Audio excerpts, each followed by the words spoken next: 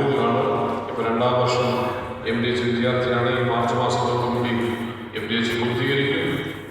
ദൈവം ഒത്തിരി അനുഗ്രഹങ്ങൾ നൽകിയിട്ടുണ്ട്.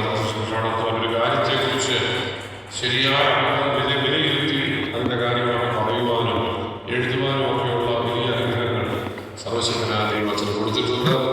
അച്ഛനെ ദൈവം കൂടുതലായി ഉപയോഗിക്കേണ്ടത് പ്രാർത്ഥിക്കും. നമ്മുടെ ഈ കൂടിവരവിലേക്ക് അപ്പോൾ ദേവാലയത്തിലേക്ക് അച്ഛനെ സന്തോഷത്തോടെ ഇവരുടെ നാമത്തിന് സ്വാഗതം ചെയ്യുന്നു. വന്നിട്ടുള്ള എല്ലാ പ്രിയപ്പെട്ടവരും ഒറ്റവാക്ക് സ്വാഗതം ചെയ്തുകൊണ്ട് അതിൻ്റെ ശുശ്രൂഷയ്ക്കായിട്ട് ബഹുമാനപ്പെട്ട നിജവചന ശേഷം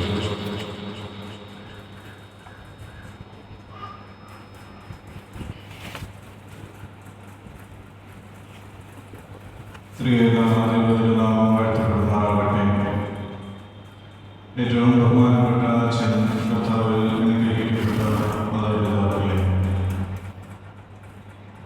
ഒരു പുതിയ വർഷത്തിൻ്റെ ആദ്യ വെള്ളിയാഴ്ചയിലേക്ക് നാം പ്രവേശിച്ചിരിക്കുകയാണ്.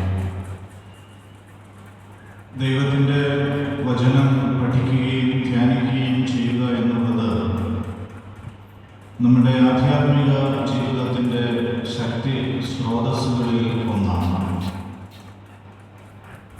ആ ശക്തി സ്രോതസ്സിനെ സംഭരിച്ചുകൊണ്ട് ഒരു വർഷം യാത്ര ചെയ്യുവാൻ നിങ്ങളെടുത്തിരിക്കുന്ന ഈ തീരുമാനത്തെ ദൈവം വാഴ്ത്തട്ടെ, അനുഗ്രഹിക്കട്ടെ എന്ന് മുന്നമേ പ്രാർത്ഥിക്കുകയും ആശംസിക്കുകയും ചെയ്യുന്നു. പുതിയ വർഷത്തിൻ്റെ എല്ലാ അനുഗ്രഹങ്ങളും സർവശക്തൻ നിങ്ങൾക്ക് നൽകുകയും ചെയ്യുന്നു. ഇന്ന് നാം പ്രാർത്ഥിച്ച പ്രാർത്ഥനയുടെ 1-2 വരികൾ ഒന്ന് ആവർത്തിക്കുവാൻ ഞാൻ ആഗ്രഹിക്കുകയാണ്. അന്ധകാരമായ ഗർഭപാത്രത്തിൽ എന്നെ ആവർത്തിപ്പെടുത്തുകയും കൃപയോടെ എന്നെ പ്രകാശത്തിലേക്ക് പുറപ്പെടുവിക്കുകയും ചെയ്തവനായ കർത്താവ്, അന്ധകാരമായ ഗർഭപാത്രത്തിൽ എന്നെ ആഗ്രഹപ്പെടുത്തുകയും കൃപയോടെ എന്നെ പ്രകാശത്തിലേക്ക് പുറപ്പെടുവിക്കുകയും ചെയ്തവനായ കർത്താവ്, ഞാൻ ലോകത്തെ വിട്ടുകളഞ്ഞതിനാൽ ഇനി ലോകകാര്യങ്ങളുടെ ചിന്തയിൽ ഞാൻ ബന്ധിക്കപ്പെടുമാ ആകരുത്. ഞാൻ ലോകത്തെ വിട്ടുകളഞ്ഞതിനാൽ ഇനിയും ലോകചിന്തയിൽ ഞാൻ ബന്ധിക്കപ്പെടുവാൻ ഇടയാകരുത്. ഈ ലോകത്തിൽ നിന്ന് ഞാൻ മുഖം തിരിച്ചതിനാൽ ഇനിയും ഞാൻ അതിനെ നോക്കുമാറാകരുത്. ഈ ലോകത്തിൽ നിന്ന് ഞാൻ മുഖം തിരിച്ചതിനാൽ ഇനിയും അതിനെ ഞാൻ നോക്കുമാറാകരുത്. 3 പ്രധാനപ്പെട്ട ചിന്തകളെക്കുറിച്ചാണ് ഈ പ്രാർത്ഥനയിൽ പറഞ്ഞിരിക്കുന്നത്. ഒന്ന്, എൻ്റെ ഒരു യാത്രയെക്കുറിച്ചാണ്. അന്ധകാരത്തിൽ നിന്ന് പ്രകാശത്തിലേക്കുള്ള എൻ്റെ യാത്ര. 2, ഈ യാത്രയിൽ ഞാൻ ചെയ്തതായ ഒരു വലിയ കാര്യമാണ് ഈ ലോകത്തിൻ്റെ മോഹങ്ങളെ ഞാൻ വിട്ടുകളഞ്ഞു എന്നാണ്. 3ാമത് പറയുന്നു, ഈ ലോകത്തോട് ഞാൻ മുഖം തിരിച്ചതിനാൽ ഇനിയും അതിലേക്ക് വീണ്ടും മുഖം തിരിക്കുവാൻ ഇടയാകരുതേ എന്ന്. ഇതായിരിക്കട്ടെ പ്രിയമുള്ളവരെ ഒരു വർഷത്തിൻ്റെ പ്രാർത്ഥന. ഇതായിരിക്കട്ടെ നമ്മുടെ ജീവിതത്തിൻ്റെ ലക്ഷ്യം. ഇതിനോട് അനുബന്ധിച്ചുള്ള ഒരു ചിന്ത നിങ്ങളുമായിട്ട് പങ്കുവയ്ക്കുവാനായിട്ടാണ് ഈ പ്രഭാതത്തിൽ ഞാൻ ആഗ്രഹിക്കുന്നത്. ശുദ്ധമുള്ള രക്ഷാസുവിശേഷം 2ാം അധ്യായം അതിൻ്റെ 12ാമത്തെ വാക്യം. വിശുദ്ധ മത്തായിയുടെ സുവിശേഷം 2ാം അധ്യായം 12ാമത്തെ വാക്യം. അതിൻ്റെ അവസാന ഭാഗം ഞാൻ വായിക്കുകയാണ്. സ്വപ്നത്തിൽ അരുൾപ്പാടുണ്ടായിട്ട് അവർ വേറെ വഴിയായി സ്വദേശത്തേക്ക് മടങ്ങിപ്പോയി. അവർ വേറെ വഴിയായി സ്വദേശത്തേക്ക് മടങ്ങിപ്പോയി. ലോകരക്ഷിതാവിൻ്റെ തിരുപ്പിറവിയെ കൊണ്ടാടിയവരാണ് ഞാൻ നിന്നത്. ഈ തിരുപ്പിറവിയുമായിട്ട് ബന്ധപ്പെട്ട് വരുന്ന വായനകളിലെല്ലാം നമ്മൾ കാണുകയും വായിക്കുകയും ചെയ്ത ഭാഗമാണ് ഇന്ന് നാം വായിച്ചതായ ഈ വാക്യം. ഈ വാക്യത്തെക്കുറിച്ച് ചിന്തിക്കുമ്പോൾ നമ്മൾ ആദ്യം പ്രാർത്ഥിച്ച ആ പ്രാർത്ഥനയുടെ 3 വശങ്ങളും ഈ പ്രത്യേകമായിട്ടുള്ള ഭാഗത്ത് ഉണ്ട് എന്നുള്ളത് നിങ്ങൾ വിസ്മരിക്കരുത്. അതുമാത്രം നിങ്ങളോട് ഓർമ്മിപ്പിക്കുവാനായിട്ടാണ് ഇപ്പോൾ ഞാൻ ശ്രമിക്കുന്നത്. നമുക്കറിയാമല്ലോ, കർത്താവിൻ്റെ തിരുപ്പിറവിയുടെ സമയത്ത് 3 മഹൂഷ്യന്മാർ, 3 വിജ്ഞാനികൾ, പണ്ഡിതർ കിഴക്ക് നിന്ന് അവരെ കാണുവാൻ വന്നു എന്നാണ് ശുദ്ധമുള്ള മത്തായിശ്ലീഹ നമ്മോട് പറയുന്നത്. യേശുക്രിസ്തുവിന്റെ ജനനത്തെ സംബന്ധിച്ച് പുതിയ നിയമത്തിൽ നമുക്ക് 4 ഭാഗങ്ങളിൽ അവന്റെ ജനനത്തിന്റെ വർണ്ണന കാണുവാനായിട്ട് കഴിയും. അതിൽ ഒന്ന് പരിശുദ്ധനായ പൗലോസ്ലീഹ നൽകുന്നതായ വർണ്ണനയാണ്. ഗലാത്യ ലേഖനം 4-ാം അധ്യായത്തിൻ്റെ ആരംഭവാക്യങ്ങളിൽ പറയുന്നുണ്ട്, കാലത്തിൻ്റെ പൂർണ്ണതയിൽ അവൻ കന്യകയിൽ നിന്ന് ജനിച്ചു എന്ന്. കാലത്തിൻ്റെ പൂർണ്ണതയിൽ അവൻ കന്യകയിൽ നിന്ന് ജനിച്ചു. യോഹന്നാൻ ശ്ലീഹ തന്റെ സുവിശേഷത്തിൽ ഈ ജനനത്തെക്കുറിച്ച് പറഞ്ഞിരിക്കുന്നത് വചനം ജഡമായി എന്നാണ്. Word became flesh. വചനം ജഡമായി എന്നാണ്.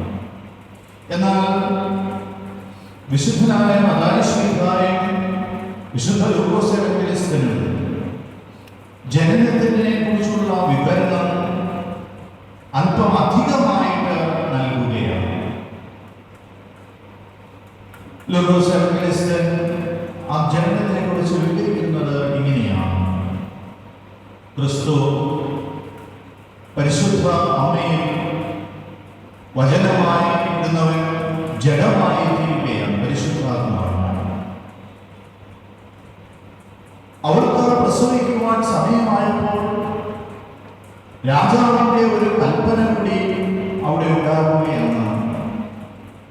ദാവീദിന്റെ ഗോത്രത്തിലും വംശത്തിലും പെട്ടവനായ യോസേഫ് ആ കൽപ്പന പ്രകാരം പോർവഴി ചാർത്തുവാനായിട്ട് ബേത്ലഹേമോളം പോവുകയാണ്. ഒപ്പം ചേർക്കുന്നത് പൂർണ്ണ ഗർഭിണിയായ ഭാര്യയായ മറിയം.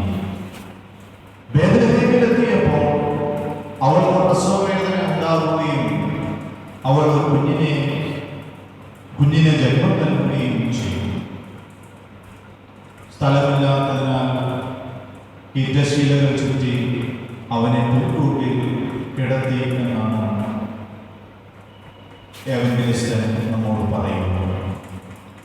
തുടർന്ന് പറയുന്നു, അല്പം ദൂരെയായി ആടുകളെ കാത്തിരുന്നതായ ഇടയന്മാർ, ആ ഇടയന്മാർക്ക് ദൈവത്തിന്റെ മാലാഖ പ്രത്യക്ഷമായിട്ട് ഈ ജനനത്തെ സംബന്ധിച്ചുള്ള വിവരം നൽകുകയാണ്.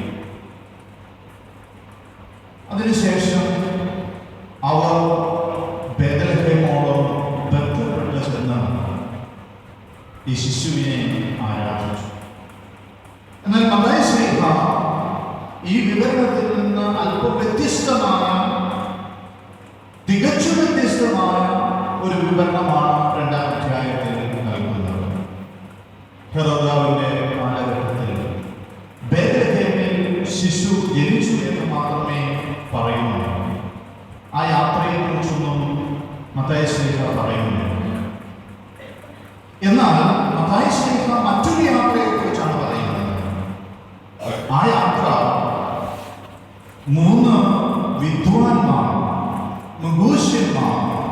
കിഴക്കേ ദേശത്ത് നിന്ന് ബേഥലഹേമോളം നടത്തുന്ന യാത്രയെക്കുറിച്ചാണ് പറയുന്നത്. ആട്ടിടയന്മാരുടെ യാത്രയെക്കുറിച്ച് മത്തായി ശ്ലീഹ മൗനം പാലിക്കുകയാണ്. യൗസേപ്പും മറിയയും പൂർണ്ണഗർഭിണിയായ മറിയയും നടത്തുന്ന യാത്രയെക്കുറിച്ചും മത്തായി ശ്ലീഹ മൗനം പാലിക്കുകയാണ്.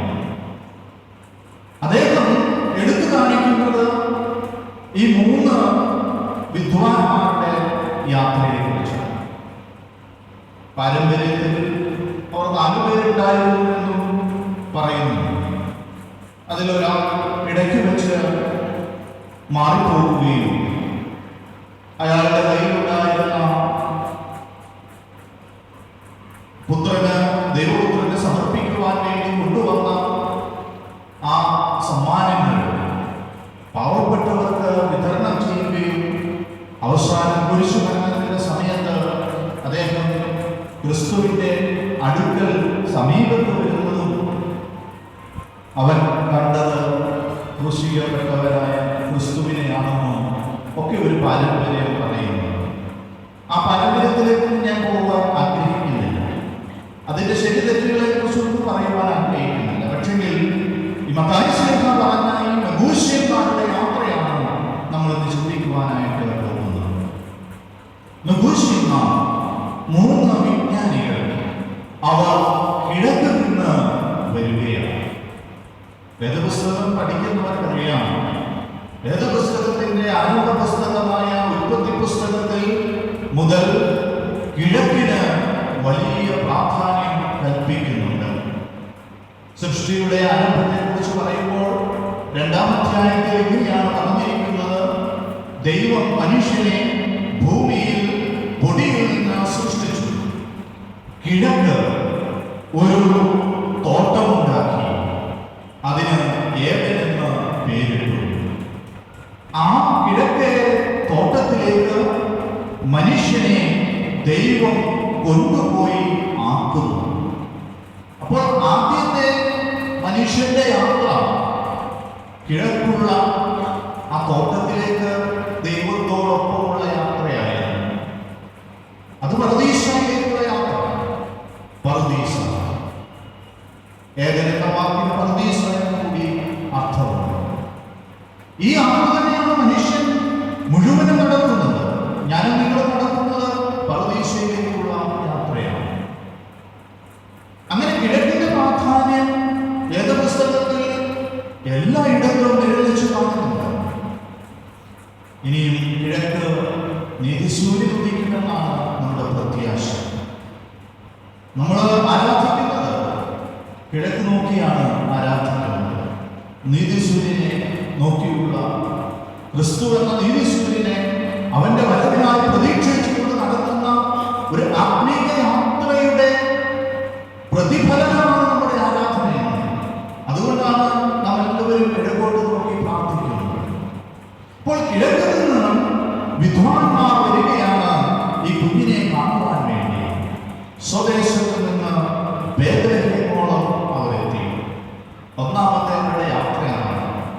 കിഴക്കേ ദേശത്ത് നിന്ന് ബേഥലഹേമിലേക്കുള്ള യാത്ര, അപ്പത്തിന്റെ നാട്ടിലേക്കുള്ള യാത്ര.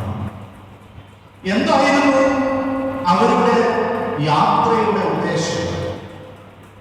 പെട്ടെന്ന് തീരുമാനിച്ച ഒരു യാത്രയൊന്നുമല്ല ഇതെന്നുള്ളത് വചനം പഠിക്കുമ്പോൾ നമുക്ക് മനസ്സിലാക്കാം. അവരുടെ യാത്രയ്ക്കും പിറകിൽ ഒരു പ്രേരണയുണ്ടായിരുന്നു. നമ്മളൊക്കെ യാത്ര ചെയ്യുന്നവരാണ്. നമ്മുടെയൊക്കെ യാത്രകൾക്ക് പിറകിൽ ചില പ്രേരണകളുണ്ട്. എന്തെങ്കിലും ഒരു പ്രേരണയില്ലാതെ ആരും ഒരു യാത്രയും ചെയ്യാറില്ല. അല്ലെങ്കിൽ മറ്റാരുടെയെങ്കിലും നിർബന്ധമെങ്കിലും നമുക്കുണ്ടാകും. എങ്കിൽ മാത്രമേ നമ്മൾ യാത്ര ചെയ്യാറുള്ളൂ. ഇവരുടെ യാത്രയ്ക്ക് പിറകിൽ ഒരു പ്രേരണയുണ്ട്. എന്തായിരുന്നു ആ പ്രേരണ എന്നറിയാമോ? അവരുടെ ചോദ്യം ആ പ്രേരണയെ നമുക്ക് വെളിപ്പെടുത്തുന്നുണ്ട്. യഹൂദന്മാരുടെ രാജാവായി പിറന്നവൻ എവിടെ? ഹെരോദാവ് തന്നെ ഈ ചോദ്യം വീണ്ടും മറ്റൊരു തരത്തിൽ ആവർത്തിക്കുന്നുണ്ട്. മശീഹ പിറന്നത് എവിടെയാണ്? അപ്പോൾ മശീഹ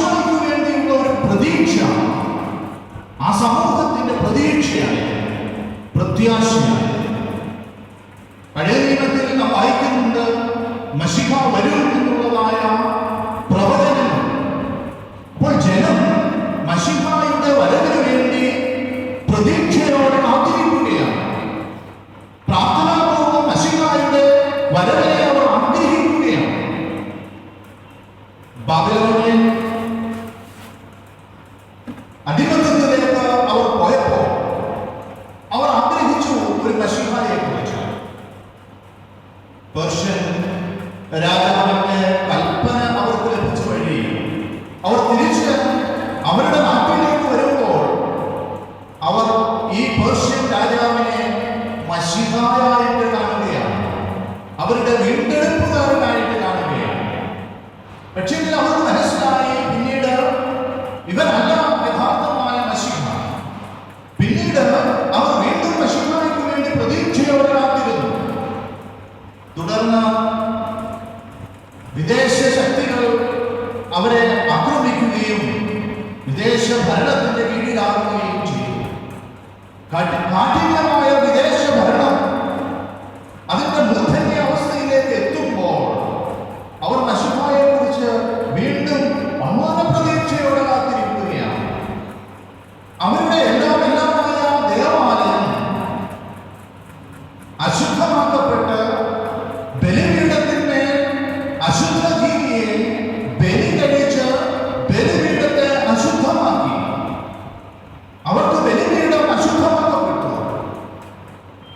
ഒരു വിശ്വാസിയെ സംബന്ധിച്ചിടത്തോളം അവന്റെ ദേവാലയത്തിനെ നശിപ്പിക്കുക എന്ന് പറയുന്നത് അവന്റെ ജീവിതത്തിൽ ഉണ്ടാകുന്ന ഏറ്റവും വലിയ നഷ്ടങ്ങളിലൊന്നാണ്.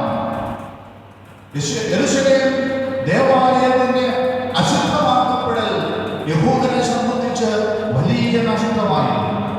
പിന്നീട് മക്കാബിയ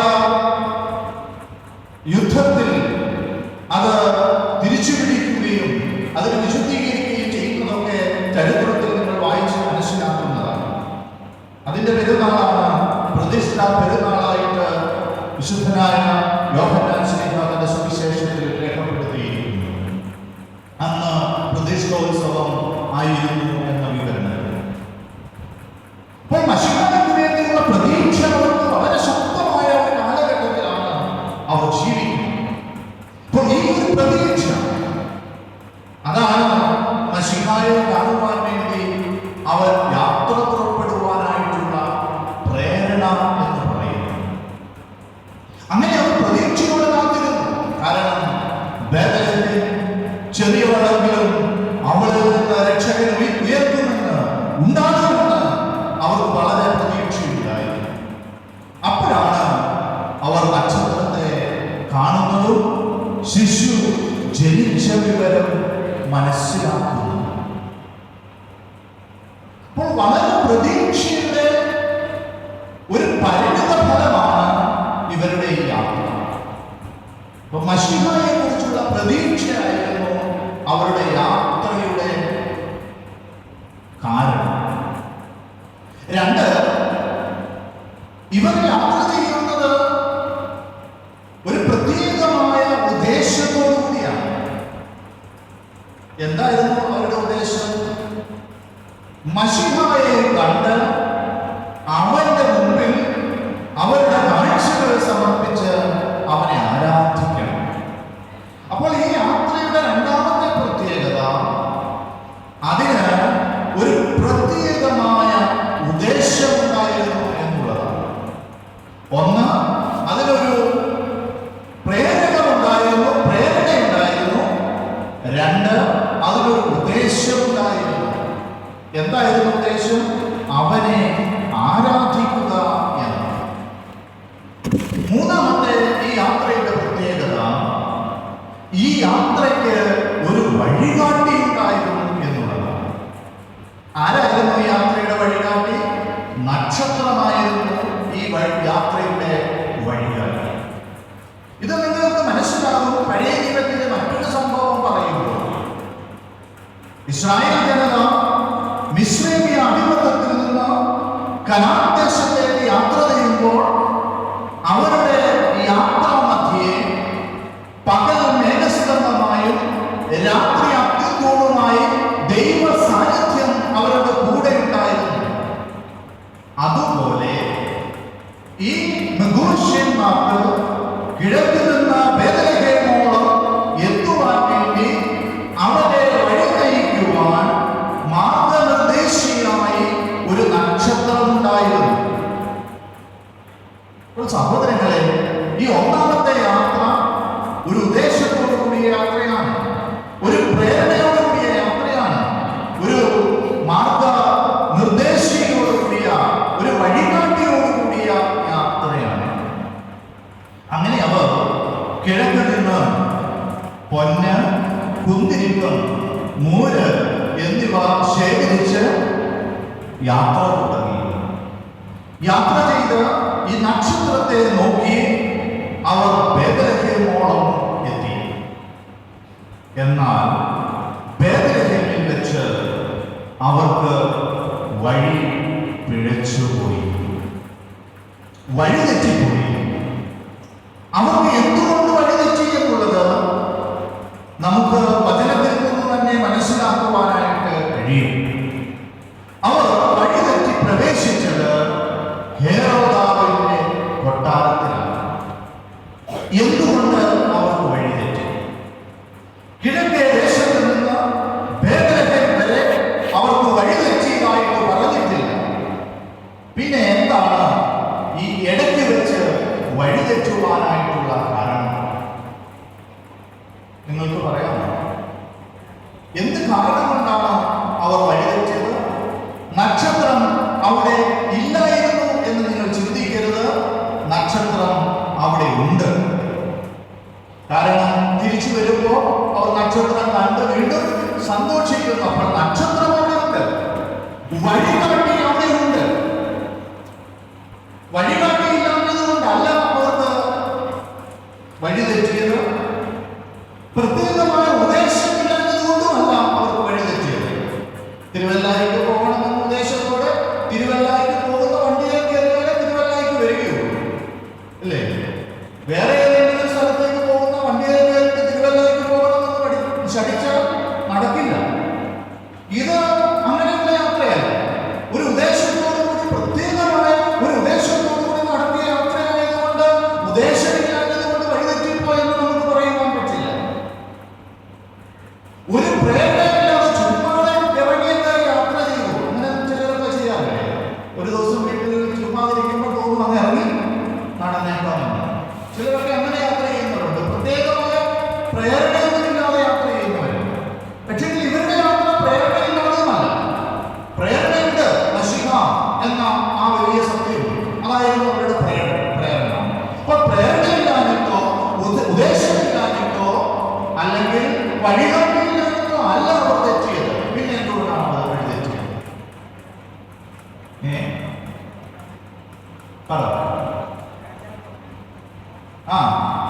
രാജകുമാരൻ കൊട്ടാരത്തിൽ ജനിക്കുമെന്ന് അവർ ചിന്തിച്ചു പോയി. അവരുടെ ഈ ചിന്തയായിരുന്നു അവരെ വഴിതെറ്റിച്ചത്. അങ്ങനെ അവർ രാജകൊട്ടാരത്തിൽ പ്രവേശിക്കുകയാണ്. രാജകൊട്ടാരത്തിൽ രാജാവ് സിംഹാസനാരൂഢനായിട്ട് പ്രഭാതത്തിൽ ഇരിക്കുകയാണ്. സർവാഭരണങ്ങളോടുകൂടി ആഭരണങ്ങൾ അണിഞ്ഞ് മോടിയുള്ള വസ്ത്രങ്ങളും അണിഞ്ഞ് രാജാവ് ഇരിക്കുമ്പോൾ ഭടന്മാർ വന്ന് രാജാവിനോട് പറയുന്നു, അല്ലയോ രാജാവേ, അങ്ങയെ മുഖം കാണിക്കുവാൻ വേണ്ടി കിഴക്കേ ദേശത്ത് നിന്ന് 3 വിദ്വാൻമാർ, വിജ്ഞാനികൾ വന്നിരിക്കുന്നു. രാജാവ് പറഞ്ഞു, അവരെ കയറ്റിട്ട് അവർ രാജകൊട്ടാരത്തിന്റെ ഉള്ളിൽ പ്രവേശിച്ച് രാജാവിനെ മുഖം കാണിക്കുകയാണ്. അവരുടെ ചോദ്യം, രാജാവേ, യഹൂദന്മാരുടെ രാജാവായി പിറന്നവൻ എവിടെയാണ് ഇസ്രായേലിന്റെ വീണ്ടെടുപ്പുകാരൻ പിറന്നിരിക്കുന്നത്? ഞങ്ങൾ അവനെ നമസ്കരിക്കുവാൻ വന്നിരിക്കുകയാണ്. കേട്ട മാത്രയിൽ രാജാവ് ഞെട്ടിത്തരിച്ചുപോയി. തനിക്കൊരു മകൻ പിറന്നുവെന്നും അത് താനറിയാതെ എങ്ങനെ സംഭവിച്ചു? അസംഭവ്യമായ കാര്യം. അങ്ങനെ ഒരു മകൻ കൊട്ടാരത്തിൽ പിറന്നിട്ടില്ല. ഈ വിവരങ്ങളാണ് പിന്നീട് ചില സംഭവങ്ങളിലേക്ക് നയിച്ചത്. അതുകൊണ്ട് ഒന്നാമത്തെ യാത്ര, കിഴക്കിൽ നിന്ന് ബേത്ലഹേം വരുന്ന യാത്ര,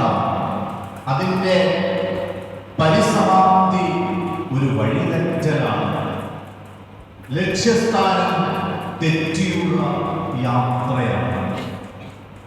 സഹോദരങ്ങളെ, നമ്മൾ 2018 യാത്ര ആരംഭിച്ചതേ ഉള്ളൂ. വഴിതെറ്റാനുള്ള സാധ്യതകൾ ഒത്തിരി വഴിതെറ്റലിന്റെ സാധ്യതകൾ നമ്മുടെ മുമ്പിലുണ്ട്. അത് മറന്നു പോകരുത്. വേദപുസ്തകത്തിന്റെ ചരിത്രം ഉൽപ്പത്തി പുസ്തകം 3-ാം അധ്യായം മുതൽ വഴിതെറ്റലിന്റെ ചരിത്രം പറയുന്നതാണ്. ഇതൊക്കെ എനിക്കും നിങ്ങൾക്കും ചില ചൂണ്ടുപലകകളാണ്. തെറ്റാനുള്ള സാധ്യതകളെ കുറിച്ചുള്ള ഓർമ്മപ്പെടുത്തലാണ്. അതുകൊണ്ട് നമ്മളൊക്കെ സൂക്ഷ്മതയുള്ളവരായിരിക്കണം. അതുകൊണ്ടാണ് വചനത്തിൽ പറയുന്നത്, നിൽക്കുന്നവൻ വീഴാതിരിക്കാൻ സൂക്ഷിക്കണം. വഴുവഴുപ്പിലാണ് നിൽക്കുന്നത്. തെറ്റിപ്പോകുവാൻ സാധ്യതയുള്ള മേഖലയിലാണ് നിൽക്കുന്നത്. സഹോദരങ്ങളെ, നമ്മൾ തെറ്റിപ്പോകുവാൻ സാധ്യതയുള്ളവരാണ് എന്നത് മറന്നു പോകരുത്. ഈ വിദ്വാൻമാർക്ക് തെറ്റിപ്പോയി, വഴിപിഴച്ചുപോയി. നമുക്കും അതിനുള്ള സാധ്യതകളുണ്ട്. അതുകൊണ്ട് നമ്മുടെ ബന്ധങ്ങൾ, നമ്മുടെ ജീവിത ചുറ്റുപാടുകൾ, ഇവയെക്കുറിച്ചൊക്കെ നമ്മൾ ജാഗ്രതയുള്ളവരായിരിക്കണം. വീണുപോകാനുള്ള സാധ്യത കൂടുതലാണ്. വീണുപോകാനുള്ള അവസരങ്ങൾ കൂടുതലാണ്. അത് 2017 കൂടുതലാണ് 2018 എന്നത് നമ്മൾ മറന്നു പോകുന്നു. അപ്പൊ നമ്മുടെ ജീവിതത്തിൽ ഈ വീണുപോകാനുള്ള സാഹചര്യങ്ങൾ ഉണ്ടാകുമ്പോൾ നമ്മുടെ പ്രതികരണം എന്താണ്? ഇവിടെ അവർ അരുതാത്ത ഇടത്തിലേക്ക് പ്രവേശിച്ചു. അവർ ചെല്ലേണ്ടുന്ന ഇടം ഇതല്ല. ഈ ഭവനത്തിലേക്കല്ല അവർ പോകേണ്ടുന്നത്. അവർക്ക് പോകുവാൻ മറ്റൊരു ഭവനം ഉണ്ടായിരുന്നു. അവർക്ക് കാണുവാൻ മറ്റൊരു രാജാവ് ഉണ്ട്. പക്ഷെങ്കിൽ അവർ പ്രവേശിച്ചത് ഈ തെറ്റായ സ്ഥലത്തേക്കാണ്. സഹോദരങ്ങളെ, ഇന്ന് നമ്മൾ പ്രാർത്ഥിച്ച പ്രാർത്ഥനയുടെ 1-ാമത്തെ ഭാഗം പറയുന്നു, അന്ധകാരമായിരുന്ന ഗർഭപാത്രത്തിൽ നിന്ന് പ്രകാശത്തിലേക്ക് എന്നെ നയിച്ചത്. നമ്മൾ അന്ധകാരത്തിൽ നിന്ന് പ്രകാശത്തിലേക്ക് യാത്ര ചെയ്യുന്നവരാണ്. സഹോദരങ്ങളെ, ഇന്ന് നാം എവിടെയാണ് ഇരിക്കുന്നത്? അന്ധകാരത്തിൽ നിന്ന് പ്രകാശത്തിലേക്ക് ദൈവം വിളിച്ചിരിക്കുന്ന എനിക്കും നിങ്ങൾക്കും ഇന്ന്, ഇപ്പോ, ഈ 2018 ജനുവരി മാസം 5-ാം തീയതി വെള്ളിയാഴ്ച ഞാൻ നിങ്ങളും എവിടെയാണ് നിൽക്കുന്നത്? പ്രകാശത്തിലാണോ നിൽക്കുന്നത്? നമ്മുടെ നിലനിൽപ്പ്, നമ്മുടെ ഇപ്പോഴത്തെ അവസ്ഥ, ഇതിനെക്കുറിച്ച് നമ്മൾ ബോധ്യമുള്ളവരാകണം. അച്ഛൻ സൂചിപ്പിച്ചുവല്ലോ, പ്രകാശത്തിന്റെ പെരുന്നാളാണ് ധനഹാ പെരുന്നാൾ. എനിക്ക് പ്രകാശമുണ്ടോ? എന്നിലെ പ്രകാശത്തിന് എന്താ സംഭവിച്ചത്? ഇന്നിന്റെ മനുഷ്യന്റെ ആധ്യാത്മിക തലത്തിലേക്ക് നാം നോക്കുമ്പോൾ പ്രകാശിക്കുന്നവർ കരിക്കട്ടകളായിട്ട് അധപ്പതിച്ച വേദനയുടെ ചരിത്രമാണ് നമ്മുടെ ആധ്യാത്മികതയ്ക്ക് ഉള്ളത്. നമ്മളെ ആത്മീകമായിട്ട് പരിപോഷിപ്പിക്കേണ്ടുന്നവർ അധപ്പതിച്ച് കരിക്കട്ടകളായി മാറിയ ചരിത്രം നമ്മുടെ മുമ്പിൽ ഉണ്ട്. മറന്നു പോകരുത്. നാളെ എനിക്കും നിങ്ങൾക്കും അത് സംഭവിക്കുവാനുള്ള സാധ്യതയുണ്ട്.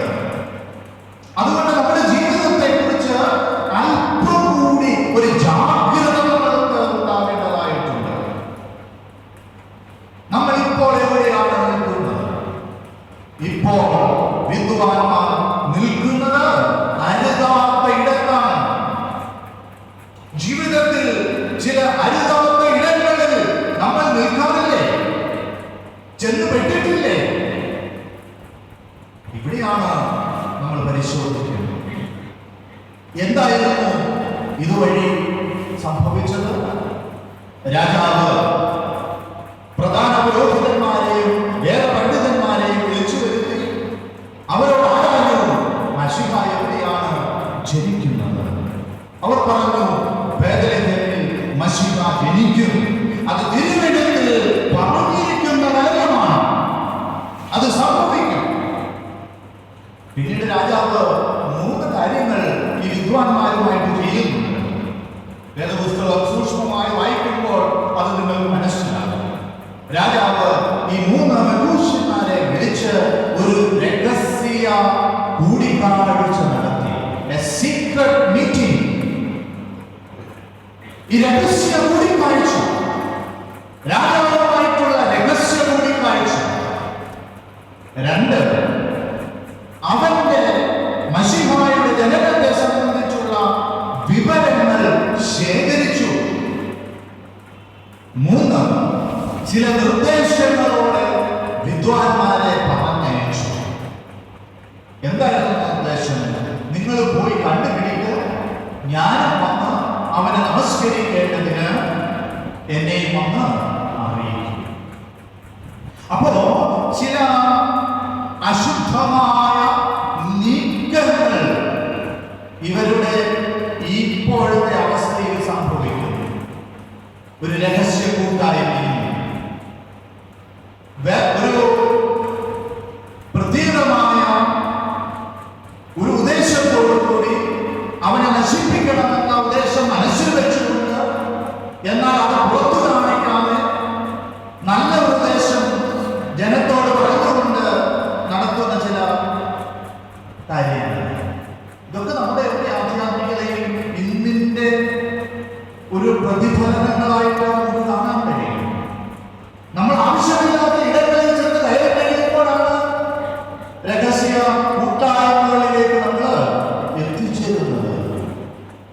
പറയുന്നത് കൊണ്ട് എന്നോട് ആരും പിണക്കം തോന്നരുത്. ഇന്ന് നമുക്ക് ചില രഹസ്യ കൂട്ടായ്മകളുണ്ട്. അതാരോടാണെന്നറിയാമോ? ഈ ലോകത്തിനോട്. നമ്മളൊക്കെ ആധ്യാത്മികർ എന്ന് വിളിക്കുന്നു, ക്രിസ്ത്യാനി എന്ന് വിളിക്കുന്നു, ക്രിസ്തുവിന്റെ മക്കളെന്ന് വിളിക്കുന്നുവെങ്കിലും നമ്മുടെ കൂട്ടായ്മകൾ ആരാണ്? ചില രഹസ്യ കൂട്ടായ്മകൾ നമുക്ക് സംഭവിച്ചു പോകുന്നില്ലേ? ചില അഡ്ജസ്റ്റ്മെന്റുകളിലേക്ക് നമ്മൾ വശംവദനായി പോകുന്നില്ലേ? രാജാവിന്റെ നിർദ്ദേശങ്ങൾക്ക് സ്വയം വിധേയപ്പെടുവാനുള്ള തീരുമാനങ്ങളിലേക്ക് നമ്മളൊക്കെ പോകാറില്ലേ? ഈ ലോകത്തിന്റെ രാജാവിന്റെ എത്രയോ പ്രാവശ്യം നമ്മുടെ ജീവിതത്തിൽ ഇതൊക്കെ സംഭവിച്ചു കഴിഞ്ഞു. പലപ്പോഴും വിശുദ്ധിയോടെ ജീവിക്കണമെന്ന് ആഗ്രഹിച്ച് നമ്മളൊക്കെ തീരുമാനമെടുക്കും. എല്ലാ വർഷത്തിന്റെയും ആരംഭത്തിൽ നമ്മൾ തീരുമാനിക്കും, ഈ വർഷം എന്തു വന്നാലും ഞാൻ വിശുദ്ധിയിൽ ജീവിക്കും. തീരുമാനമെടുത്ത് മണിക്കൂറുകൾ കഴിയുമ്പോഴേക്കും ചില രഹസ്യ കൂട്ടായ്മകൾ, ചില അഡ്ജസ്റ്റ്മെന്റുകൾ ജീവിതത്തിൽ സംഭവിക്കുകയാണ്. സമയമില്ലാത്തതുകൊണ്ട് ഞാൻ ആ ഭാഗം വിടുകയാണ്. അവരുടെ ഒന്നാമത്തെ യാത്ര അത് വഴിതെറ്റലിന്റെ യാത്രയായിരുന്നു, വഴിപിഴക്കലിന്റെ യാത്രയായിരുന്നു, അവിശുദ്ധ കൂട്ടുകെട്ടുകളുടെ യാത്രയായിരുന്നു. എന്റെ സഹോദരങ്ങളെ, നമുക്ക് മാറേണ്ടുന്നത് ഈ അവസ്ഥയിലാണ്. നമ്മളെ വിളിച്ചിരിക്കുന്നത് പ്രകാശത്തിലേക്കാണ്. അതുകൊണ്ട് ഇനിയും അന്ധകാരവുമായിട്ട് നമുക്ക് കൂട്ടുകെട്ടുകൾ വേണ്ട. നാം പ്രകാശത്തിലേക്ക് യാത്ര ചെയ്യുന്നവരാണ്. അതുകൊണ്ട് അന്ധകാരവുമായിട്ടുള്ള രഹസ്യ കൂട്ടായ്മകൾ നമുക്ക് വേണ്ട. എന്നെ വിളിച്ചിരിക്കുന്നത് പ്രകാശത്തിലേക്കായതുകൊണ്ട് അന്ധകാരവുമായി സമരസപ്പെടുന്ന അനുഭവങ്ങളിലേക്ക് ഇനിയും എനിക്ക് പോകണ്ട എന്ന് തീരുമാനിക്കുവാൻ നമുക്ക് കഴിയുമോ? ഇവിടെയാണ് പുതുവർഷം നമ്മെ വെല്ലുവിളിക്കുന്നത്. മെഹൂഷ്യന്മാരുടെ യാത്ര അവിടെ കൊണ്ട് അവസാനിച്ചില്ല. അവരുടെ രണ്ടാമത്തെ യാത്ര ഹെരോദാവിന്റെ കൊട്ടാരത്തിൽ നിന്ന് യേശു കുഞ്ഞിന് കിടന്നതായ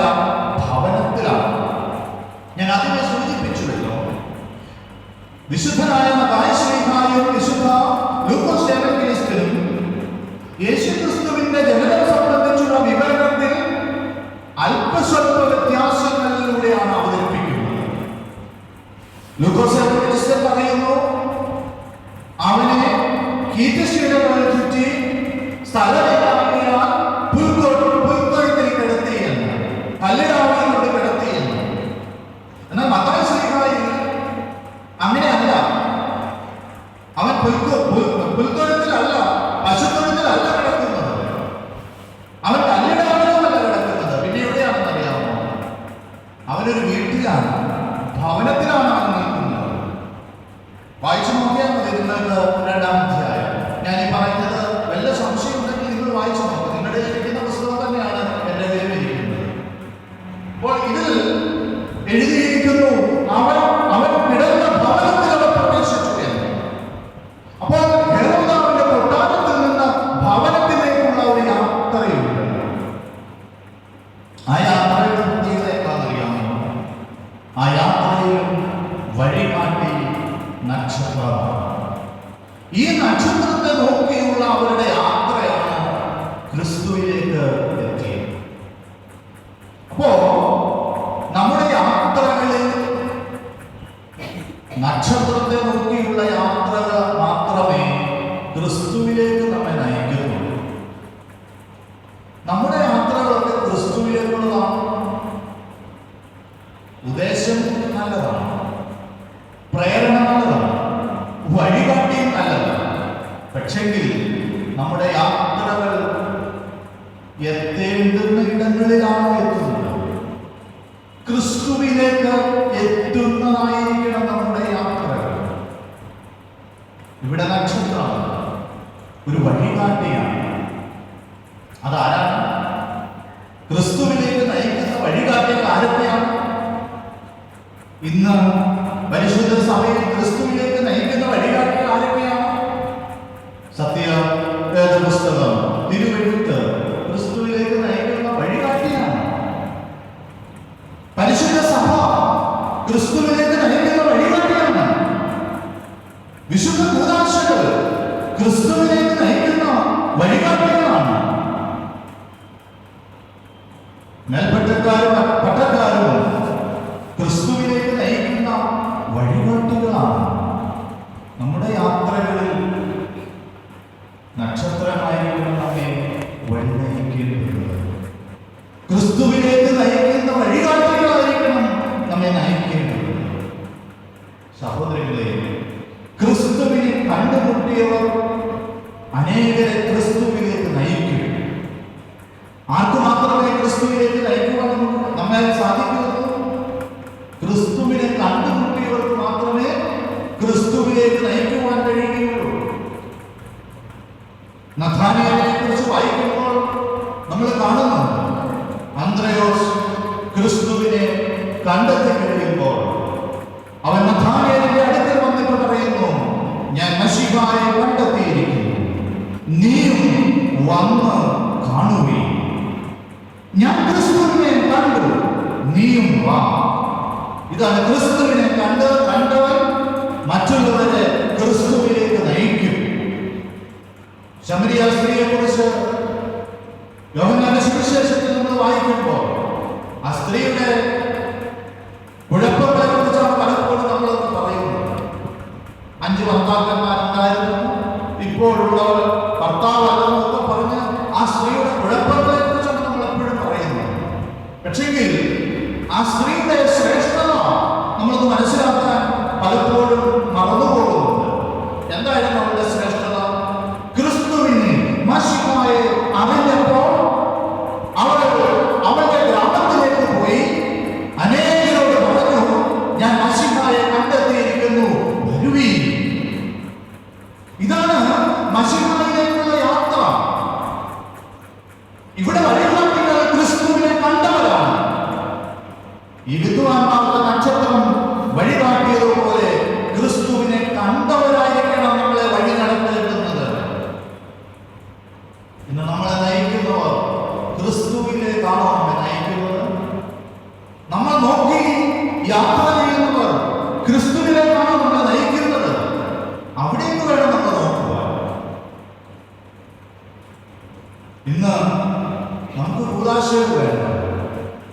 വിശുദ്ധ കുർബാന നമുക്ക് വേണ്ട. ഒരു കൂദാശയും നമുക്ക് ഇന്ന് അതിന്റെ പൂർണ്ണ അർത്ഥത്തിൽ വേണ്ട. എല്ലാത്തിനോട് നമ്മൾ മറുത്തു നിൽക്കുകയാണ്, മറുതലിച്ചു നിൽക്കുകയാണ്. ഇന്ന് വചനം നമുക്ക് അന്യമായി പോയിരിക്കുന്നു. നമ്മുടെ ഹൃദയത്തിൽ വചനമുണ്ടോ? ദൈവവചനമാണ് നമ്മെ നയിക്കുന്നത് എന്ന് പറയുമ്പോൾ നമ്മുടെയൊക്കെ അലമാരയിലെ ഒരു കാഴ്ച വസ്തുവുമായി ഇന്ന് പലപ്പോഴും വചനം മാറിയിട്ടുണ്ട്. ഇത് നമ്മുടെ ഹൃദയത്തിലുണ്ടോ? നമ്മൾ വഴിതെറ്റുന്നതിന്റെ കാരണം ഇതൊക്കെയാണ്. വചനമില്ലാത്ത ജീവിതം, കൗതാശിക അനുഭവമില്ലാത്ത ജീവിതം, സഭാബന്ധമില്ലാത്ത ജീവിതം, ക്രിസ്തുവിനെ കണ്ടവരുമായിട്ടുള്ള ബന്ധമില്ലാത്ത ജീവിതം, ഇതൊക്കെ നമ്മളെ വഴിതെറ്റിക്കുന്നു. അതുകൊണ്ട് ഇവരെയൊക്കെ നോക്കി വേണം നമ്മൾ ജീവിതം മുമ്പോട്ട് കൊണ്ടുപോകുക. രണ്ടാമത്തെ യാത്ര ക്രിസ്തുവിലേക്ക് നയിക്കുന്ന യാത്രയായിരുന്നു. സഹോദരങ്ങളെ, 2018 യാത്ര ക്രിസ്തുവിലേക്ക് നയിക്കുന്ന യാത്രയാണ്. ഇന്ന് ഞാനും ക്രിസ്തുവും തമ്മിലുള്ള ദൂരം എന്തുമാത്രമുണ്ട് എന്ന് പരിശോധിക്കണം. എവിടെയൊക്കെയാണ് നമ്മൾ വഴിപിഴച്ചു പോയത് എന്ന് നാം പരിശോധിക്കണം. അവന്റെ അടുക്കലേക്ക് എത്തിച്ചേരുവാൻ നമുക്ക് കഴിയണം. നമ്മുടെ പ്രാർത്ഥനയുടെ രണ്ടാമത്തെ വശമായിരുന്നല്ലോ, ഈ ലോകത്തെ ഉപേക്ഷിച്ച്, ഈ ലോകത്തെ ഉപേക്ഷിക്കണം. ക്രിസ്തുവിലേക്ക് എത്തണമെങ്കിൽ ഈ ലോകത്തെ ഉപേക്ഷിക്കേണ്ടതായിട്ട്. പഴയ നിയമത്തിലെ ഒരു വ്യക്തിയെ, ഒരു സ്ത്രീയെ കുറിച്ച് പറയാം. ഇവിടെ ഭൂരിപക്ഷം സ്ത്രീകളായതുകൊണ്ട് അവരെ കുറിച്ച് തന്നെ പറയുന്നതായിരുന്നല്ലോ നല്ലത്. ഈ സ്ത്രീയുടെ പേര് വേദപുസ്തകത്തിൽ രേഖപ്പെടുത്തിയിട്ടില്ല. പറഞ്ഞിരിക്കുന്നത് ലോത്തിന്റെ ഭാര്യ എന്നാണ്. ഈ സ്ത്രീക്ക് പറ്റിപ്പോയ കുഴപ്പം എന്താണെന്ന് നിങ്ങൾക്കറിയാം. ലോകത്തിനോട് ദൈവത്തിന്റെ ദൂതന്മാർ ഭവനത്തിൽ വന്നെന്ന് പറഞ്ഞു, ജീവരക്ഷയ്ക്ക് വേണ്ടി പർവ്വതത്തിലേക്ക് ഓടി രക്ഷപ്പെടും. ലോകത്ത് തനിക്കുള്ള എല്ലാത്തിനെയും എടുത്തുകൊണ്ട് ഓടണമെന്നുള്ള ആഗ്രഹത്തിൽ തന്റെ വീട്ടുകാരോടും തന്റെ സ്വന്തക്കാരോടും തന്റെ 2 പുത്രിമാർക്ക് വിവാഹം നിശ്ചയം ചെയ്ത വരന്മാരോടും പറഞ്ഞു, ദേശം നശിക്കുവാൻ പോവുകയാണ്, നമുക്ക് ജീവരക്ഷയ്ക്ക് വേണ്ടി ഓടാം. അവര് പറഞ്ഞു, നിനക്ക് വട്ടുപിടിച്ചിരിക്കുകയാണ്, നിനക്ക് ഭ്രാന്താണ്. ഇത് സമ്പൽ സമൃദ്ധിയുടെ ഈ പട്ടണം നശിക്കൂ? ഇല്ല, ഇത് നശിക്കില്ല. പക്ഷെങ്കിൽ ദൈവദൂതന്മാരുടെ നിർദ്ദേശപ്രകാരം ലോത്ത് അവന്റെ ഭാര്യയോടും 2 മക്കളോടും കൂടി ഓടാൻ ആരംഭിച്ചു.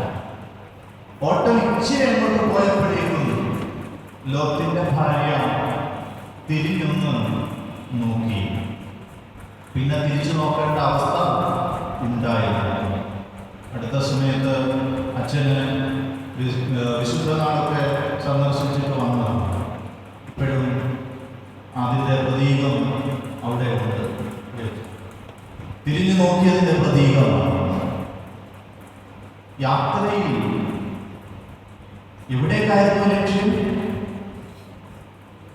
ജീവരക്ഷയ്ക്കുള്ള പർവ്വതത്തിലേക്കായിരുന്നു ഓടിയത്. പക്ഷെങ്കിൽ തിരിഞ്ഞു നോക്കിയപ്പോൾ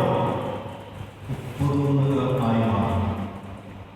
സഹോദരങ്ങളെ, നമ്മളൊക്കെ ക്രിസ്തുവിലേക്കുള്ള യാത്രയാണ് നയിക്കുന്നത്. അവിടെ പിന്നെയും ഉപേക്ഷിച്ചതിനെ തിരിഞ്ഞു നോക്കിയാൽ ക്രിസ്തുവിലേക്ക് നമ്മൾ ആരും എത്തില്ല.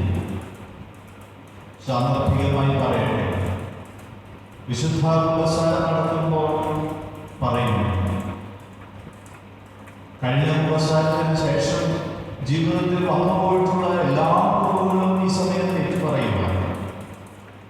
എല്ലാവർക്കും കഴിഞ്ഞ കുമ്പസാരത്തിലെ അതേ പാപങ്ങൾ തന്നെയാണ് ഈ പ്രാവശ്യത്തെ കുമ്പസാരത്തിലും ഉള്ളത്. പുതിയ പാപങ്ങളെ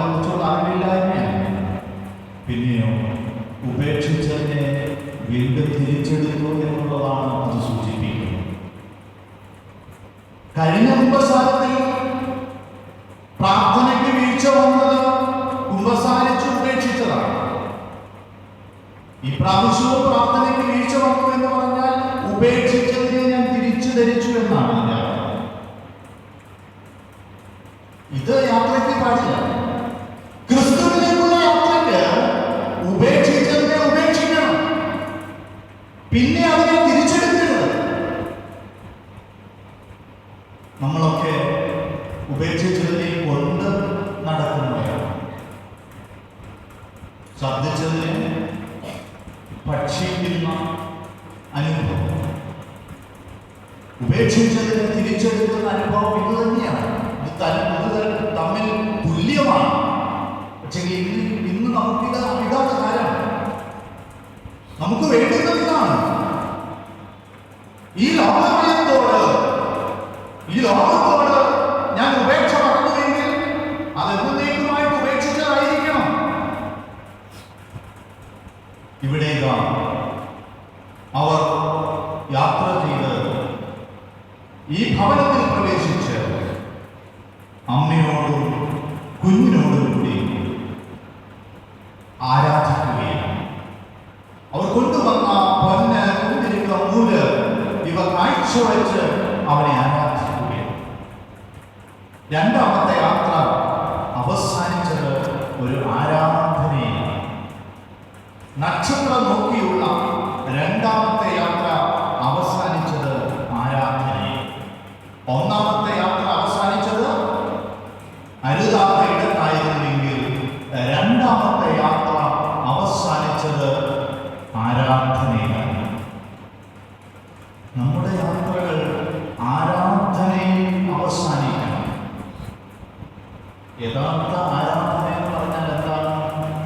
അവനെ ഉള്ളിലേക്ക് സ്വീകരിക്കുന്നതാണ്. കർത്താവിനെ ഉള്ളിലേക്ക് സ്വീകരിക്കുന്നതിനെയാണ് യഥാർത്ഥമായ ആരാധന എന്ന് പറയുന്നത്. വിശുദ്ധ കുർബാനയെ സംബന്ധിച്ച് കാഴ്ചക്കാരായിട്ട് സമാധാനത്തോടെ പോയാൽ ഞാൻ ആരാധനയെ സംബന്ധിച്ചു എന്ന് പറയുന്നത് കൊണ്ട് അർത്ഥമില്ല. കാരണം വിശുദ്ധ കുർബാന ചൊല്ലുമ്പോൾ തന്നെ പറയുന്നുണ്ട്, നമ്മൾ പാടുന്നുണ്ട്, അനുഷ്ഠിക്കുന്നവർക്കായി അർപ്പിക്കുന്നു ഈ കുർബാന. ഇത് സ്വീകരിക്കുന്നവർക്ക് വേണ്ടിയാണ് ഇത് അനുഷ്ഠിക്കുന്നത്. ഇത് സ്വീകരിക്കുന്നവർക്ക് വേണ്ടി, അനുഭവിക്കുന്നവർക്കായിട്ട് അനുഷ്ഠിക്കുകയാണ് ഈ കുർബാന. അപ്പൊ ഇത് ആർക്ക് വേണ്ടിയുള്ളതാണ് കുർബാന? സ്വീകരിച്ചവർക്ക് വേണ്ടിയാണ്. അവസാനത്തെ ആശീർവാദം നൽകി പറയുന്നുണ്ട്, കർത്താവിന്റെ തിരുശരീരങ്ങൾ അനുഭവിച്ചവരെയാണ് വാഴ്ത്തുവാൻ പ്രാർത്ഥിക്കുന്നത്. അല്ലെങ്കിൽ സമാധാനത്തോടെ പോകുവാൻ ആഹ്വാനം ചെയ്യുമ്പോൾ ഈ മേശയിൽ നിന്ന് പ്രാപിച്ച വാഴുകളോടും അനുഗ്രഹങ്ങളോടും കൂടി സമാധാനത്തോടെ പോകുവാനാണ് പറയുന്നത്. ഇന്ന് നമ്മളിത് അനുഭവിച്ചിട്ടില്ല എങ്കിൽ നമ്മളിതിന്റെ പൂർണ്ണതയിലേക്ക് വന്നിട്ടില്ല. അപ്പൊ നമ്മുടെ യാത്രകളൊക്കെ ദാസ്ഥാനത്ത് എത്തിയോ? ഞാൻ ഞായറാഴ്ച വിശുദ്ധ കുർബാനയെ സംബന്ധിച്ച് തിരുശരീരങ്ങൾ അനുഭവിക്കാതെയാണ് എന്റെ യാത്ര അവസാനിപ്പിക്കുന്നതെങ്കിൽ ഞാൻ ഇവിടെ വരെ എത്തിയിട്ടില്ല, ക്രിസ്തുവോളം എത്തിയിട്ടില്ല. നമ്മുടെ യാത്രകളൊക്കെ ക്രിസ്തുവിലെത്തണം, നമ്മുടെ ആരാധനയിലെത്തണം. ആരാധനയിലെത്താത്ത യാത്രകൾ അത് വഴിതെറ്റലിന്റെ യാത്രകളാണ്. നമ്മുടെ യാത്രകൾ ആരാധനയിൽ അവസാനിക്കുന്ന യാത്രകളായിരിക്കണം. ആരാധനയായിരിക്കട്ടെ നമ്മുടെ അനുഭവം, നമ്മുടെ സന്തോഷം. ഇതിൽ നമ്മുടെ സന്തോഷം കണ്ടെത്തുവാനായിട്ട് ഇടയാണ്. സാന്ദർഭികമായിട്ട് ഓർമ്മിപ്പിക്കട്ടെ, വാച്ച് നോക്കി ആരാധിക്കുന്നതല്ല പ്രിയമുള്ളവരെ ആരാധന എന്ന് പറയുന്നത്. ആരാധന നമ്മുടെ സന്തോഷമാകണം, ആനന്ദമാകണം. അതെത്ര സമയം ചെലവഴിച്ചാലും മതിവരാത്ത ആനന്ദം നൽകുന്നതായിരിക്കണം. ഒരു മിനിറ്റ് കൂടിയാൽ അസ്വസ്ഥരാകുന്നവരാണ് ഞാനും നിങ്ങളുമെങ്കിൽ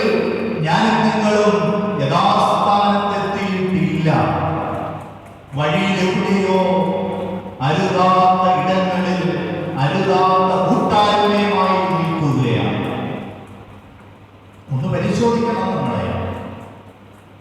നമുക്ക് ആരാധന ഇന്ന് എവിടെ നിൽക്കുന്നു? ആരാധനയോടുള്ള താല്പര്യം ഇന്ന് എവിടെ നിൽക്കുന്നു? ഈ വിഷയത്തെ കുറിച്ച് കൂടുതൽ പറഞ്ഞാൽ നിങ്ങൾ ഞാനും തമ്മിൽ ഉള്ള ബന്ധം ഉലയും എന്നുള്ളത് എനിക്ക് ഉറപ്പുണ്ട്. ഇപ്പോൾ ചിരിച്ചുകൊണ്ടിരിക്കുന്ന മുഖങ്ങളൊക്കെ ചുരുട് പറഞ്ഞാൽ വാടും. അതുകൊണ്ട് നിങ്ങളുടെ ചിരി കളയാൻ ഞാൻ ഈ ആരംഭത്തിൽ ആഗ്രഹിക്കുന്നില്ല. അവസാനം വരെ ഈ വർഷം അവസാനിക്കുന്നവരെയും ഈ ചിരി നിലനിൽക്കുവാൻ ഇടയാവേണ്ടതുകൊണ്ട് ആരാധന എന്ന വിഷയം ഇവിടെ അവസാനിപ്പിക്കുകയാണ്. രണ്ടാമത്തെ യാത്ര ആരാധനയിൽ അവസാനിച്ച യാത്രയാണ്. ഇനി മൂന്നാമത്തെ യാത്ര നമ്മൾ വായിച്ച വാക്യം അവിടെയാണ്. മൂന്നാമത്തെ യാത്രയുടെ പ്രത്യേകത എന്താണ്? നമ്മൾ പ്രാർത്ഥിച്ചു, ഈ ലോകത്തോട് മുഖം തിരിച്ചിരിക്കുന്ന ഞങ്ങൾ ഇനിയും ഈ ലോകത്തെ നോക്കുവാൻ ഇടയാകരുത്. ഇപ്പോൾ ഞങ്ങൾ തിരിഞ്ഞിരിക്കുന്നു. ഒരു യൂട്ടേൺ എനിക്ക് സംഭവിച്ചിരിക്കുന്നു. ഇതാ മെഗൂഷ്യന്മാർക്ക് ഒരു മാറ്റം സംഭവിച്ചിരിക്കുന്നു. എങ്ങനെയാണ് അവിടെ പറഞ്ഞിരിക്കുന്നത്? സ്വപ്നത്തിൽ അവർക്ക് അരുളപ്പാടുണ്ടായപ്പോൾ അവർ വേറൊരു വഴിയായി സ്വദേശത്തേക്ക് മടങ്ങിപ്പോയി. മലയാളത്തിൽ അത് അല്പം കൂടി മനസ്സിലാക്കുവാൻ കഴിയുന്ന രീതിയിലല്ല രേഖപ്പെടുത്തിയിരിക്കുന്നത്. എന്നാൽ മൂലഭാഷയിലേക്ക് കടന്നു ചെന്ന് ചിന്തിക്കുമ്പോൾ നമുക്ക് അല്പം കൂടി അർത്ഥം അതിന് കിട്ടും. അവിടെ ഉപയോഗിച്ചിരിക്കുന്നത് ഒരു ദൈവിക ഇടപെടലുണ്ടായപ്പോൾ അവർ വേറൊരു വഴിയായി യാത്ര ചെയ്തു. ഒരു ദൈവിക ഇടപെടലുണ്ടായി. എപ്പോഴാണ് ഉണ്ടായത്?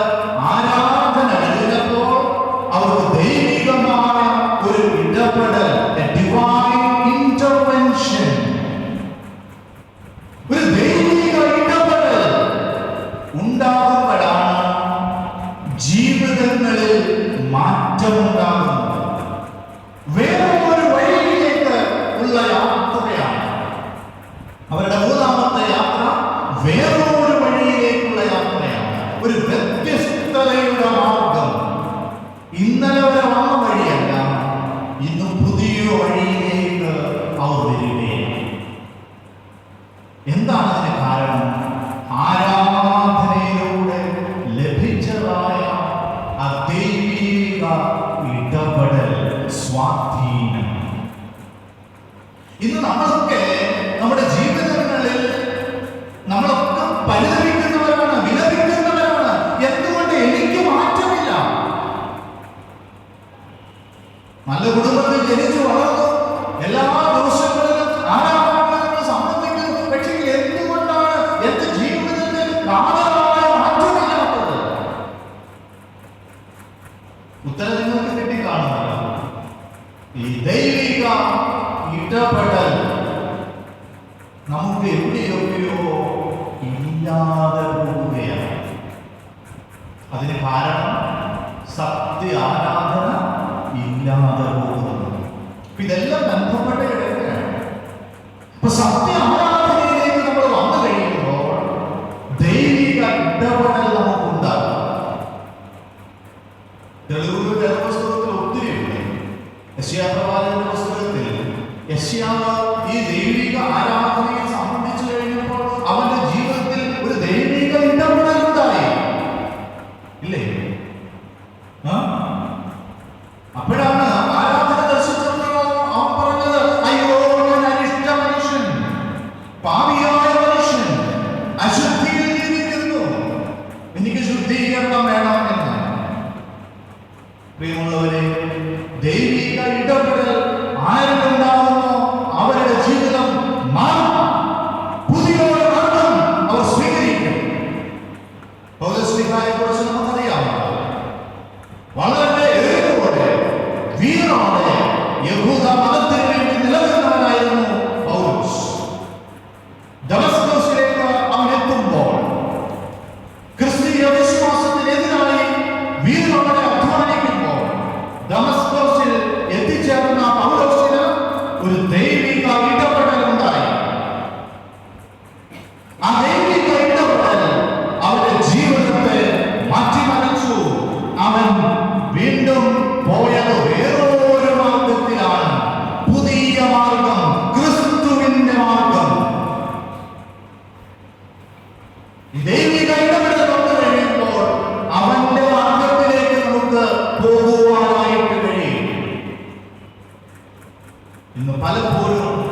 ലോകത്തെ സ്നേഹിച്ച് നമ്മൾ ലോകത്തിന്റെ മാർഗത്തിലൂടെ യാത്ര ചെയ്യുകയാണ്.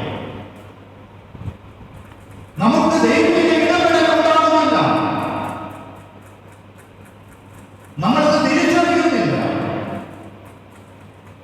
നമ്മുടെ ജീവിതങ്ങളിലേക്ക് ദൈവം ഇടപെടുന്നത് മനസ്സിലാക്കി ജീവിതത്തെ ഒന്ന് തിരിക്കുവാൻ നമുക്ക് കഴിയണം. ഇന്നലെ വരെ വന്ന വഴികൾ അല്ല പ്രിയമുള്ളവരെ നമ്മൾ യാത്ര ചെയ്യേണ്ടുന്നത്.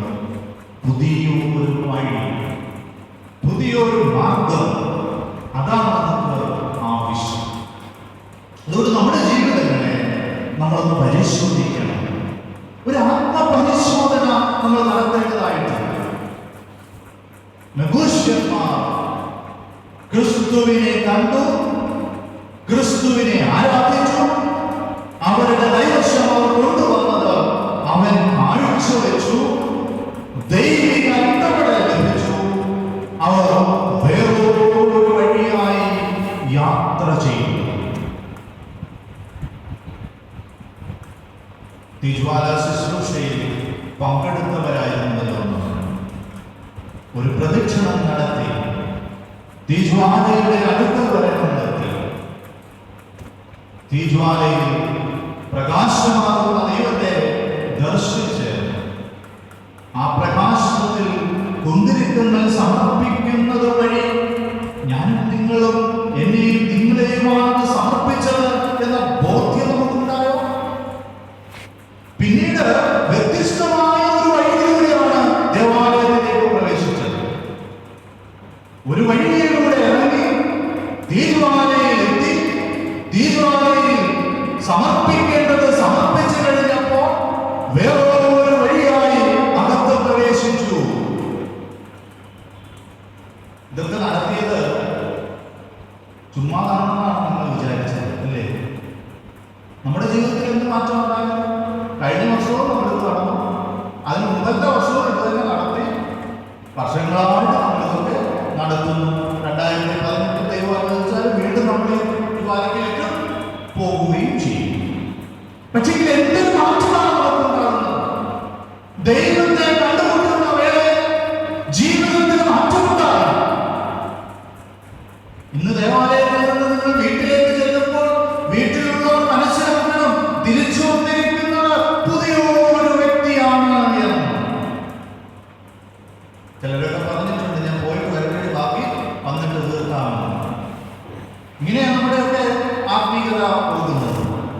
നമുക്ക് ഒന്ന് വേറിട്ട് ചിന്തിക്കുവാൻ, വേറിട്ട് നടക്കുവാൻ കഴിയുമോ? ദൈവത്തെ കണ്ടുമുട്ടുമ്പോൾ നമ്മുടെ ജീവിതങ്ങൾ മാറണം. നമ്മുടെ ജീവിതങ്ങൾ മാറണം എന്നുള്ളത്. പാപിനിയായ സ്ത്രീ അവന്റെ കാൽക്കൽ വന്ന് അവളുടെ കണ്ണുനീർ കൊണ്ട് അവന്റെ പാദങ്ങൾ കഴുകി. അവനെ തൈലം കൊണ്ട് അഭിഷേകം ചെയ്യുമ്പോൾ അവളുടെ ജീവിതം മാറുകയായിരുന്നു, വ്യത്യസ്തപ്പെടുകയായിരുന്നു. ശമരിയ സ്ത്രീ അവനുമായിട്ട് സംഭാഷണം നടത്തുമ്പോൾ അവളുടെ ജീവിതം മാറുകയായിരുന്നു, സമൂലമായ മാറ്റം. ഇതാണ് ദൈവിക ഇടപെടൽ വഴി നമുക്കുണ്ടാകുന്ന മാറ്റം എന്ന് പറയുന്നത്. എന്റെയും നിങ്ങളുടെയും ജീവിതം മാറണം പ്രിയമുള്ളവരെ. 2018 വേറൊരു വഴിയിൽ സഞ്ചരിക്കുന്നത് ആകണം.